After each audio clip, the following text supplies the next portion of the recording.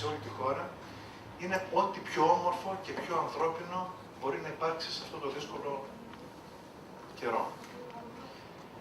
Πιστεύω λοιπόν και κλείνω με αυτό, ότι αν μπορούμε ως κοινωνία να ενώσουμε τις δυνάμεις μας με αγάπη, με ανθρωπιά, με συναίσθημα, με αλήθεια ότι όλοι είμαστε πάσχολους, όλοι.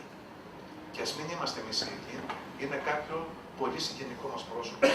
Και αν πούμε τις αλήθειες και αν στηρίξουμε τις δομές της Εκκλησίας, της περιφέρειας και του κράτους, τότε μπορεί να είμαστε μια κοινωνία που θα έχει λιγότερα εξαρτημένα άτομα. Γι' αυτό λοιπόν πιστεύω βαθιά ότι έχει μεγάλη σημασία και χρήματα όσο δυνατόν περισσότερο να βρει η πολιτεία και στελέχωση στους αντίστοιχους θεσμούς να δώσει και βεβαίως όλοι εμείς μεταξύ μας με ανοιχτή καρδιά, ανοιχτά μυαλά, ανοιχτά αυτιά να βοηθήσουμε ένα στον άλλον.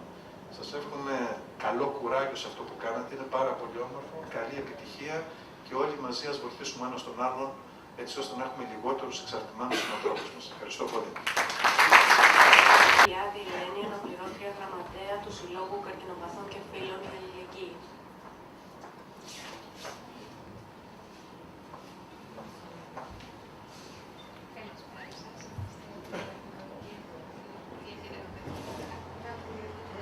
Μεταφέρω το χαιρετισμό της Προέδρου μας, κυρία Κουλιά, η οποία δεν μπορεί να είναι απόψε μαζί μας. Ο Σύλλογος Καρκινοπαθών και Φίλων Αργολίδας η Αλληλεγγύη, από το 1993 που ιδρύθηκε έως τώρα, έχει πραγματοποιήσει πολλές διαλέξεις με θέμα το κάπνισμα σε συνεργασία με άλλους συλλόγους. Με χαρά φέτος δεχτήκαμε την πρόταση από το Κέντρο Πρόληψης Εξαρτήσεων Ελπίδα Ζωής για τη συνδιοργάνωση της σημερινής εκδήλωσης. Θα θέλαμε να πούμε ότι το 1995 έγινε μία έρευνα στα σχολεία, στα γυμνάσια και λύκεια του νομού μας, όπου μέλη του συλλόγου διένυμαν και διακίνησαν ερωτηματολόγιο το οποίο είχαν καταρτήσει μαθητές, ομάδα μαθητών του νέου σχολείου. Τα αποτελέσματα παρουσιάστηκαν στην αίθουσα ο Δαναός, όπου εκεί είχαμε καλέσει την εταιρεία προαγωγής αγωγής της υγείας και την αντικαρκινική εταιρεία. Το 2003, η πρόεδρος του Συλλόγου, η κυρία Παυλιά, έκανε μια έρευνα ανάμεσα στους εργαζόμενους στο Γενικό Νοσοκομείο του Άργους με θέμα επιπτώσεις στην υγεία, ποιότητα και αποτελεσματικότητα στην εργασία.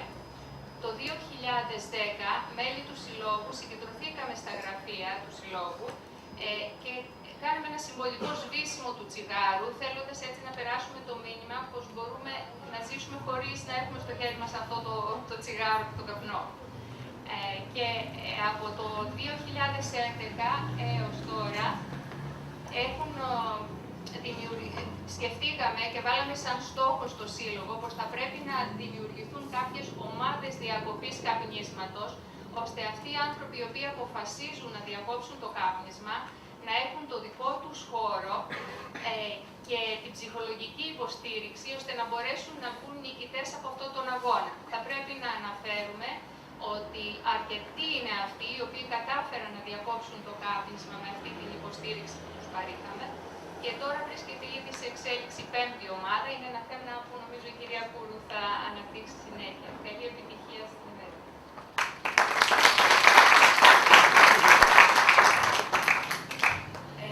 Και τέλος, η κυρία Κούρου Εμμανουέλα, πρόεδρος του Κέντρου Πρόληψης των Εξαρτήσεων και Προαγωγής της Ψυχοκοινωνικής Υγείας Ελπίδα Ζωής.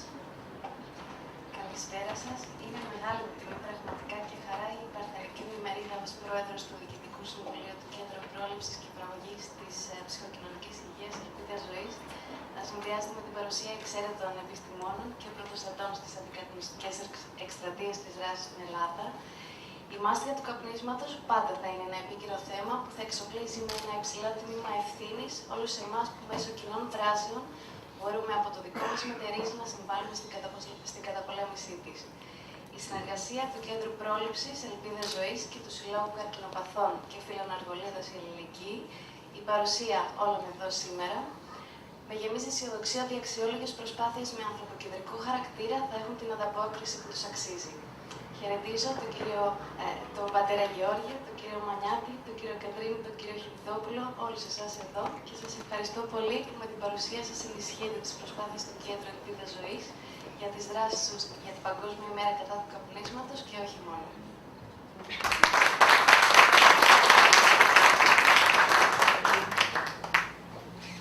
Ας ξεκινήσουμε όμως να φωτίζουμε αυτές τις πλευρές της εξάρτησης από τον καπνό και του καπνίσματος γενικότερα.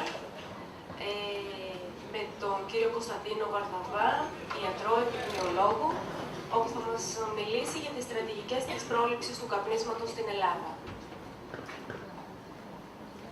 Καλησπέρα. Ευχαριστώ καταρχάς για την πρόσκληση. Είναι τιμή μου να είμαι εδώ. Η σύζυγός μου κατάγεται από την περιοχή εδώ, οπότε και πρώτη φορά που έρχομαι στην περιοχή. Εγώ μένω ουσιαστικά μόνιμα τον περισσότερο καιρό στην Αμερική και ταξιδεύω μπρος και πίσω προς την Ελλάδα. Εγώ θα σας μεταφέρω κάποιες στρατηγικές πρόληψης του καπνίσματος, αλλά από μια άλλη διαφορετική σκοπιά. Μια σκοπιά λίγο πιο έτσι να το δούμε ποια είναι τα κύρια προβλήματα και πώς εμείς μπορούμε να το λύσουμε και ποια είναι η αιτιολογία πίσω αυτού του προβλήματος. Δεδομένου ότι μιλάμε για μύθους και αλήθειες, καταρχάς ο καπνός δεν είναι αυτό που νομίζουμε. Το τσιγάρο δεν είναι αυτό που νομίζουμε. Δεν είναι το φυτό το οποίο το έχουν φυτρώσει στο χωράφι, το έχουν μεγαλώσει, το έχουν αποξηράνει, το έχουν ξελοκόψει και το έχουν βάλει σε ένα χαρτί. Αυτό είναι τελείως μεγάλο ψέμα.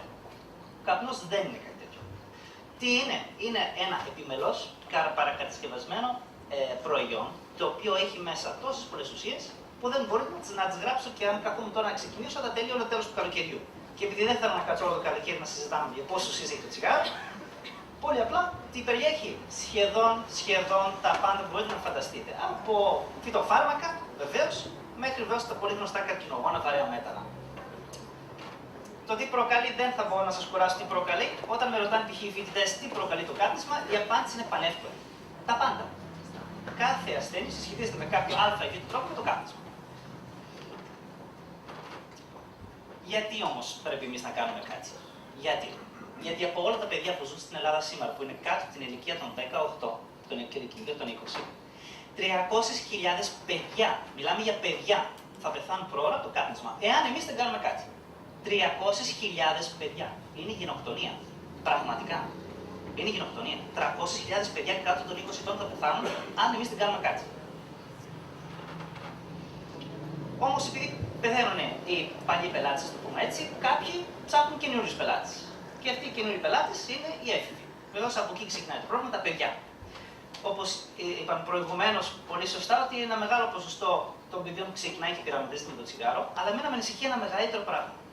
Ότι 1 στους 4 παιδιά ηλικίας 13-15 ετών λένε ότι θα δοκιμάσουν τσιγάρο στο επόμενο χρόνο.